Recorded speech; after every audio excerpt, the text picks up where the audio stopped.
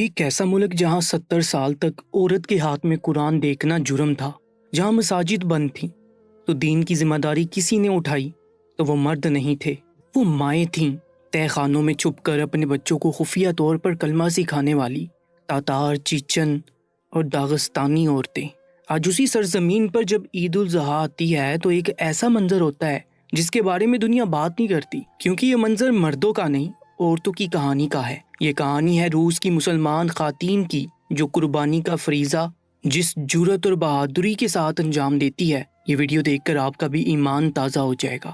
آج کی اس ویڈیو کو آخر تک دیکھیے گا۔ دوستو، آنے والی 27 مئی کو جب پوری دنیا کے مسلمان عید الاضحیٰ منائیں گے تو روس کی تقریباً 1,40,00,000 مسلمان خواتین ایک ایسے نظام کا حصہ بنے گی جو دنیا میں کہیں اور موجود نہیں۔ یہاں مرد قربانی کرتا ہے، یہ تو دنیا جانتی ہے، مگر روس میں عورت اس پورے عمل کی اصل معمار ہے۔ اور یہ کہانی سمجھنے کے لیے ہمیں سب سے پہلے اس سرزمین کو سمجھنا ہوگا جہاں سے یہ منفرد روایت پیدا ہوئی۔ روس میں اس وقت 2,80,00,000 مسلمان آباد ہیں، جن میں سے قریب نصف خواتین ہیں۔ سب سے زیادہ تعداد چیچنیا اور داغستان میں ہے جہاں 90% آبادی مسلمان ہے۔ پھر تتارستان جس کا دارالحکومت کازان روس کا اسلامی دل کہلاتا ہے اور جہاں مسلمان خواتین کی تعلیمی شرح روس کے قومی اوسط سے بھی زیادہ ہے۔ یہ ایک ایسی حقیقت ہے جو زیادہ تر لوگوں کو نہیں معلوم۔ روس کی تاتار اور باشکیر مسلم عورتوں نے نہ صرف اعلیٰ تعلیم حاصل کی بلکہ کئی شعبوں میں وہ مردوں سے آگے ہیں۔ ڈاکٹر، انجینئر، یونیورسٹی پروفیسر اور تاجر، اور ان میں سے بیشتر مکمل اسلامی حجاب میں۔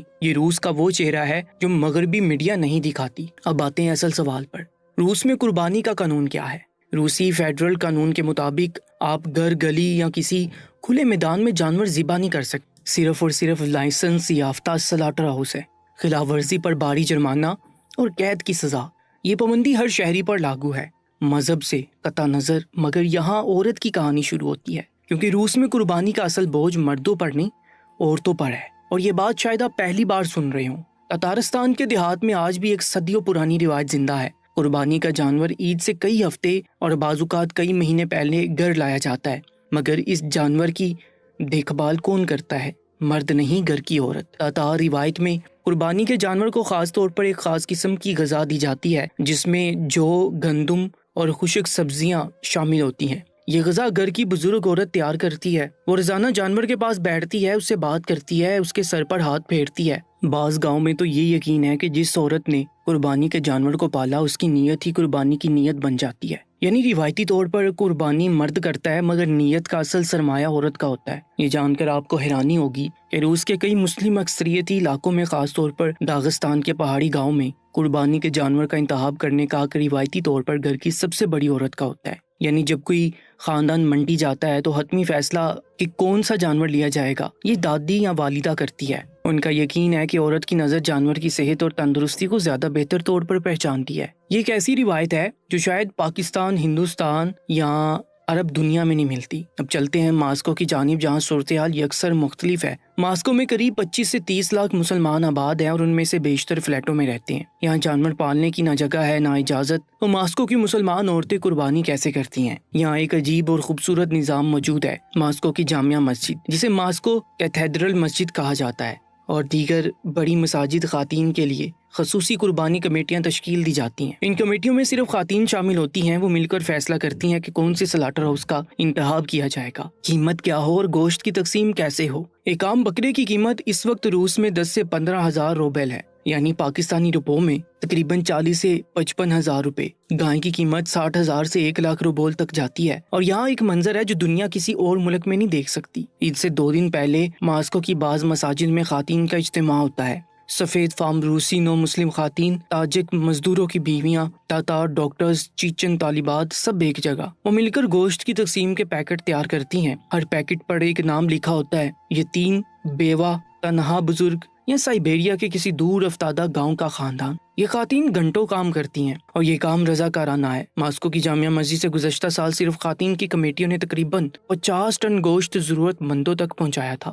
اور اب وہ بات جس کا میں نے شروع میں آپ سے وعدہ کیا تھا، روس کے مسلمانوں کی قربانی کا ایک ایسا پہلو ہے جس میں عورت مرکزی کردار ادا کرتی ہے، اور یہ شاید دنیا میں منفرد ہے۔ روس کے سب سے سرد، سب سے دور افتادہ علاقے یا فوتیا، چوکوتکا، مگاڈان، اورل جزائر، یہاں چند مسلمان خاندان آباد ہیں۔ کبھی 50، کبھی 20، کبھی صرف 12، نہ مساجد، نہ سلاٹر ہاؤس، نہ کوئی اذان دینے والا۔ ان علاقوں میں جہاں قربانی ممکن ہی نہیں، وہاں ماسکو اور کازان کی مساجد سے ہر سال ریفریجریٹڈ ٹرکوں اور چھوٹی ہوائی جہازوں کے ذریعے تازہ قربانی کا گوشت بھیجا جاتا ہے۔ یہ سفر بعض اوقات 5 سے 6 ہزار کلومیٹر کا ہوتا ہے، اور یہ پورا نظام چلانے والی کون ہے؟ یہ ہے رشیا کی خواتین۔ ماسکو، کازان اور اوفا کی خواتین کی کمیٹیاں ایک ایک خاندان کا ریکارڈ رکھتی ہیں۔ کس گاؤں میں کتنے مسلمان ہیں، کس کے گھر میں بیمار ہے، کس کے بچے یتیم ہیں، کس بزرگ خاتون کا شوہر فوت ہو چکا ہے۔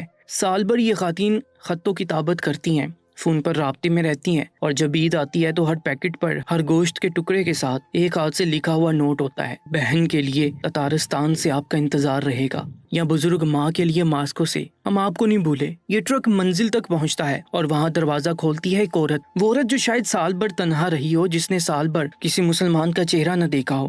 وہ گوشت قبول کرتی ہے، نوٹ پڑھتی ہے اور رو پڑتی ہے، کیونکہ ہزاروں کلومیٹر دور ایک اجنبی عورت نے اسے یاد رکھا۔ ناظرین، یہ امت کا وہ تصور ہے جسے ہم بڑے شہروں میں بھول چکے ہیں، اور یہ تصور زندہ رکھنے والی صرف عورتیں ہیں۔ مرد قربانی کرتے ہیں، یہ سچ ہے، مگر روس میں قربانی کی روح، اس کا دل، اس کا نظام، یہ سب کچھ خواتین کے ہاتھ میں ہے۔ اور یہاں ایک تاریخی حقیقت ہے جو اس روایت کی وضاحت کرتی ہے۔ سن 1927 میں جب اسٹالن نے مذہب پر مکمل پابندی عائد کی تو روس کی 25,000 مساجد میں سے 22,000 سے زائد بند کر دی گئیں۔ ہزاروں علماء کو سائبیریا کی جیلوں میں بھیج دیا گیا۔ مرد بازاروں میں کام کرتے تھے، فیکٹریوں میں، ریلوے پر۔ ان کے لیے ممکن نہیں تھا کہ وہ کھل کر دین سکھائیں، مگر گھروں میں عورتیں موجود تھیں۔ تاتار مائیں اپنی بیٹیوں کو خفیہ طور پر کلمہ سکھاتی رہیں۔ چیچن دادیاں اپنے پوتوں کو خفیہ طور پر روزے کا مفہوم سمجھاتی رہیں۔